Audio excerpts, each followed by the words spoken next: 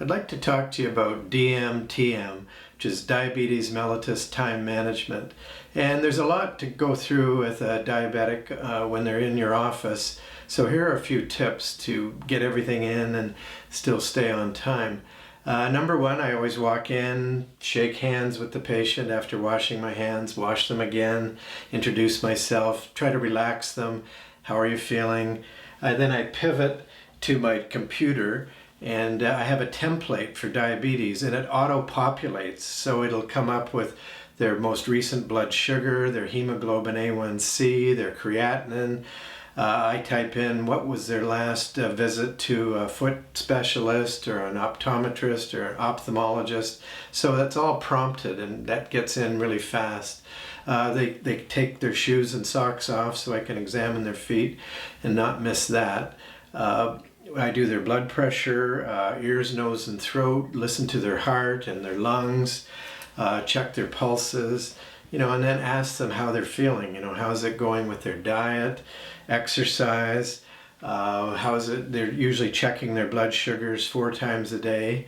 And a very important thing to do is to delegate care. With everything with time management is about delegation. So I get all my diabetics to go to diabetic daycare and take their spouse with them, because they're usually eating the same diet or cooking for each other, shopping together. So I get it as a team sport, really.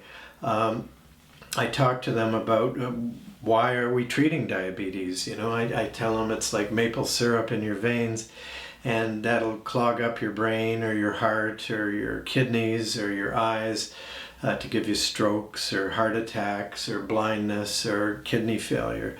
So a lot of times they really don't know, why are we checking our sugars? Why does it matter? So I go back and do that all with them.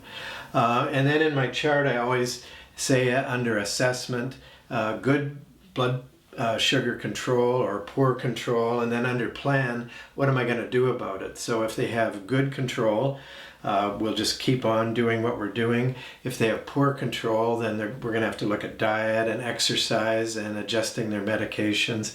They might even have to go on insulin, and I delegate that too. I'll get them to an endocrinologist, and I'll get them to diabetic daycare where they can do an insulin start, because that's a huge amount of work, and they're phoning constantly, and you can't really do that if you're a busy family doctor.